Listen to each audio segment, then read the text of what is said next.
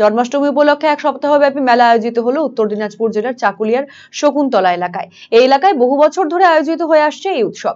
এই উৎসব উপলক্ষে বসেছে মেলাও। সেখানে নানা খাদ্য ও মনোহারী সামগ্রীর পসরা নিয়ে হাজির হয়েছে ব্যবসায়ীরা। বৃহস্পতিবার মেলার শেষ দিনে উপস্থিত হয়েছিলেন রায়গঞ্জের সাংসদ কার্তিক পাল। ঘুরে দেখেন মেলা প্রাঙ্গণ, কথা বলেন মেলায় উপস্থিত দর্শনার্থীদের সাথে। এই উৎসবকে ঘিরে সর্বধর্মের মানুষের উপস্থিতি মিলন উৎসবের চেহারা নেয় এখানে।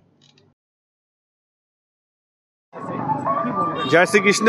জন্মাষ্টমী তিথির পুণ্য লগ্নে চাকুলিয়ার শকুন্তলায় দীর্ঘদিনের এই ঐতিহ্যবাহী মেলা, এখানে মেলা কমিটি আমাকে আসার জন্য বলেছিল। আজকে অন্তিম শেষ দিনে আমি এসেছি।